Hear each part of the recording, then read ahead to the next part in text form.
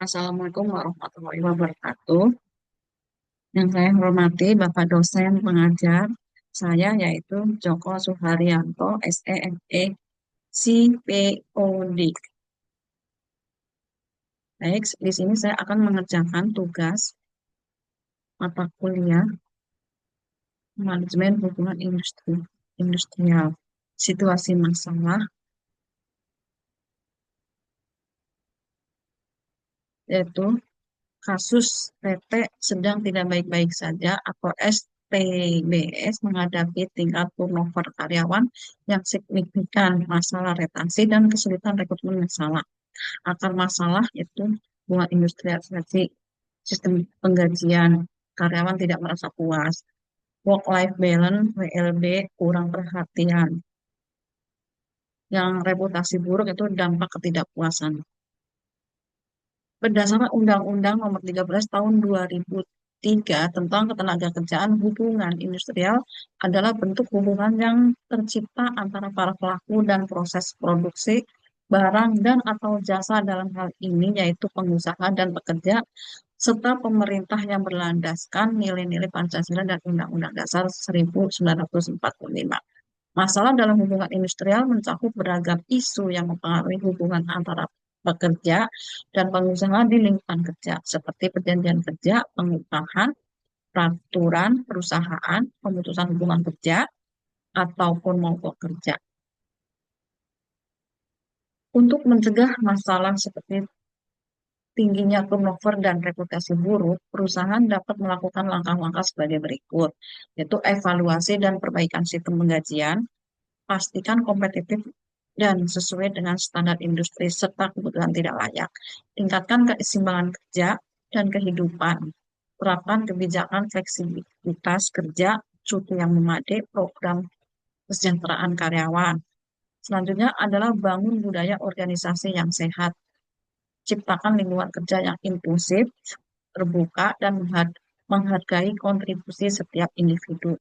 Lakukan survei kepuasan karyawan secara berkala. Gunakan hasilnya untuk perbaikan berkelanjutan. Saya akan menambahkan materi tersebut, yaitu dengan adanya area pencegahan, tindakan spesifik pada PTST tidak baik-baik saja tadi, dan visualisasi yang tepat. Satu adalah area pencegahannya adalah kompensasi dan kesejahteraan. Tindakan yang spesifik yaitu audit dan perbaikan sistem penggajian, melakukan benchmarking gaji dengan rata-rata industri dan pastikan gaji adil dan kompetitif. Visualisasi yang tepat adalah berupa grafik batang perbandingan gaji PT tidak baik-baik saja vs rata-rata industri.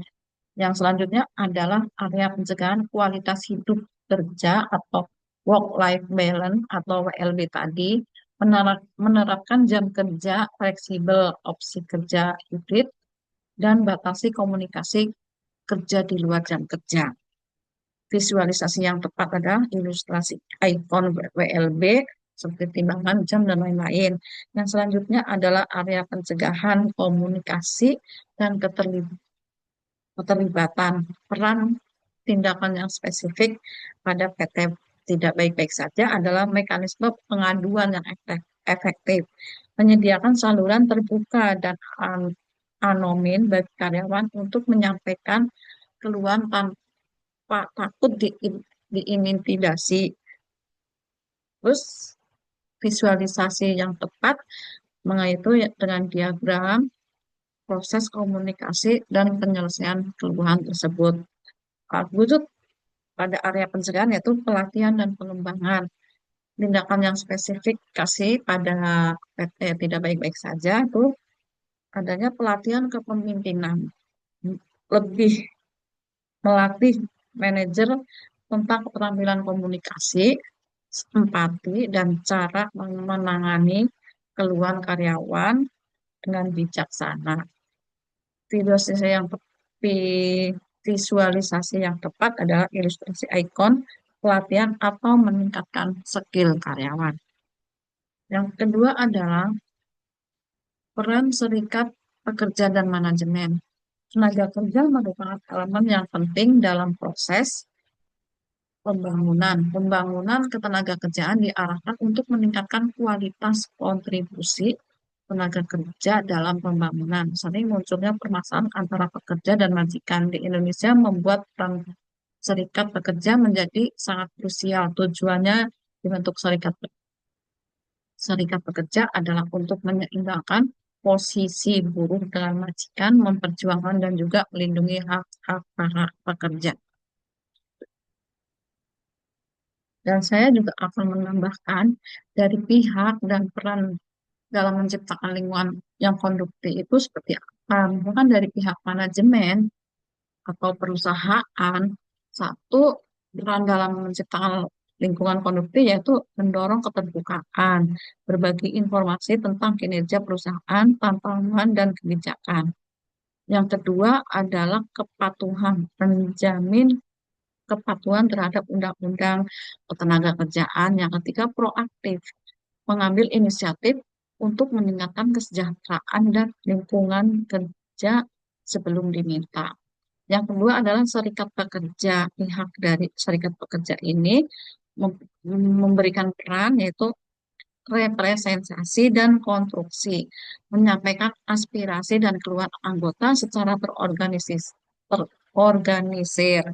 bukan hanya berdemonstrasi, tetapi dengan data atau proposal solusi yang jelas. Yang kedua adalah mitra perusahaan, berperan sebagai mitra manajemen dalam sosialisasi kebijakan baru dan menjaga produktivitas anggota. Terus dari pihak kemitraan, peran dalam menciptakan lingkungan kondusif yaitu satu, pembentukan biparti, aktifkan lembaga kerjasama biparti untuk dialog rutin. Yang kedua, perjanjian kerja bersama, negosiasi dan susun PKB yang jelas, adil, dan mengikat mencakup gaji, PEB, dan prosedur grievance. Peran serikat pekerja dan manajemen itu serikat pekerja itu menjadi jembatan komunikasi antara karyawan dan manajemen itu harus bisa. Yang kedua, dapat memperjuangkan hak-hak karyawan secara kolektif dan dapat membantu menyelesaikan konflik secara damai dan adil. Terus yang dari manajemen itu dapat membangun dialog sosial yang terbuka dan partisipatif. Terus yang selanjutnya adalah menyediakan pelatihan bagi manajer tentang hubungan industrial dan komunikasi efektif, menyusun kebijakan yang adil dan transparan. Pada era modern saat ini, penerapan praktik-praktik yang mengusung konsep lingkungan sosial tata kelola perusahaan atau environmental social government menjadi penting dalam upaya mewujudkan pembangunan pembangunan industri nasional yang berdaya saing global. Langkah tersebut sebagai salah satu faktor kunci dalam mencapai tujuan pembangunan berkelanjutan atau Sustainable Development Goals. Dengan mengembangkan kinerja pembangunan berkelanjutan dan memperluas kebijakan ESG, daya tarik sektor industri bagi para investor bisa ditingkatkan. Menurut Menperin, sasaran tersebut didukung dengan keikutsertaan Indonesia pada keanggotaan partner dalam Organization for Economic Cooperation atau the and development. Indonesia terus berperan aktif bersama dengan negara anggota untuk menyusun solusi strategis dalam mengatasi berbagai permasalahan global yang mencakup sektor sosial, ekonomi, dan lingkungan. Guna meningkatkan praktik berkelanjutan di sektor industri, Kemenperin sama pemerintah daerah mengakselerasi kepercepatan penyebaran dan pemerataan pembangunan industri seluruh wilayah Indonesia melalui pembangunan kawasan industri. Ini sebagai upaya untuk mengembangkan industri yang berwawasan lingkungan serta memberikan kemudahan dan daya tarik bagi investasi dengan pendekatan konsep efisiensi tata ruang dan lingkungan kerja. Berdasarkan praktik terbaik hubungan industri Indonesia berikut merekomendasikan yaitu kebijakan remunerasi berbasis kinerja dan transparansi, penerapan sistem manajemen hubungan industrial berbasis dialog sosial, pelatihan dan sertifikasi bagi manajer hubungan industrial untuk memahami hukum ketenaga kerjaan dan teknik negosiasi. Yang berikutnya adalah mekanisme penyelesaian perselisihan yang cepat dan adil seperti PPT dan mediasi. Dengan praktek baiknya, rekomendasi kebijakan berbasis praktek baik, saya akan menambahkan yaitu rekomendasi kebijakan berbasis praktik terbaik dalam manajemen hubungan industrial yaitu satu, kebijakan kompensasi dan benefit yang transparan dan market driven.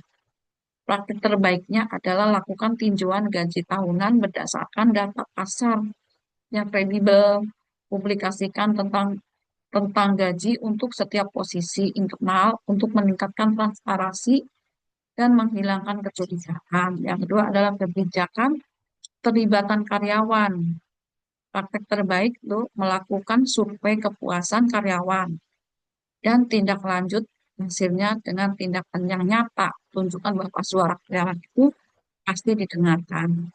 Yang tidak, yang ketiga adalah kebijakan zero toleransi terhadap intimidasi dan ketidakadilan. Praktik terbaiknya itu menerapkan kode etik yang ketat dan sistem disiplin konsisten. Pastikan setiap pelanggan, terutama yang dilakukan oleh manajemen, ditangani secara adil dan transparan. Yang keempat adalah kebijakan karir path dan penghargaan kinerja. Praktek terbaiknya adalah memastikan setiap karyawan memiliki jalur karir yang jelas dan mendapatkan feedback berkala. Ini memberikan rasa memiliki dan harapan untuk masa depan di perusahaan yang mengurangi turnover. Visualisasi penyebab utama turnover karyawan adalah turnover karyawan yang tinggi adalah masalah yang sering dihadapi oleh banyak perusahaan. Nah, ini berdampak negatif pada produktivitas, biaya, moral tim secara keseluruhan. Banyak faktor yang dapat menyebabkan tingginya tingkat pergantian karyawan, mulai dari masalah internal dalam perusahaan sehingga faktor eksternal yang memengaruhi keputusan karyawan untuk bertahan atau meninggalkan pekerjaan mereka. Ini akan membahas beberapa penyebab utama turnover karyawan yang tinggi sebagaimana perusahaan untuk menciptakan lingkungan kerja yang lebih stabil dan produktif, yaitu ketidakpuasan terhadap kondisi kerja, gaji dan tunjangan yang tidak kompetitif, kurangnya peluang pengembangan karir, kepemimpinan yang tidak efektif, budaya perusahaan yang negatif, kurangnya penghargaan dan pengakuan, ketidakseimbangan kehidupan kerja dan kehidupan pribadi, faktor eksternal, persaingan dan peluang luar, proses rekrutmen yang tidak tepat, stres dan burnout kerja, masalah komunikasi di tempat kerja, tuntutan yang tidak realistis, kurangnya dukungan sosial di tempat kerja, dan pengaruh faktor pribadi. Mengatasi masalah turnover karyawan yang tinggi untuk mengurangi turnover karyawan yang tinggi, perusahaan perlu melakukan evaluasi menyeluruh terhadap faktor-faktor yang mempengaruhi kepuasan karyawan. Ini bisa meliputi peninjauan kebijakan kompensasi, peningkatan pelatihan dan pengembangan, peningkatan budaya perusahaan, serta memperkenalkan kebijakan keseimbangan kehidupan kerja yang lebih baik. Selain itu, mendengarkan umpan balik dari karyawan secara teratur dapat membantu perusahaan untuk mengidentifikasi masalah lebih awal dan mengambil langkah-langkah preventif sebelum masalah tersebut berkembang. Dan contohnya visualisasi tambahan untuk mendukung analisis, yaitu diagram P bagi sumber ketidakpuasan karyawan berdasarkan asumsi data survei, ilustrasi ikon, gunakan ikon untuk mewakili serikat pekerja, manajemen, dan LKS Bupati saat menjelaskan kasus masing-masing. Dan contoh grafik. Dan contoh grafik itu menunjukkan tren peningkatan turnover turnover rate pada PT STBS dalam selama 3 tahun. Di sini saya mencoba untuk mencari dan menggambarkan batang horizontal yang menunjukkan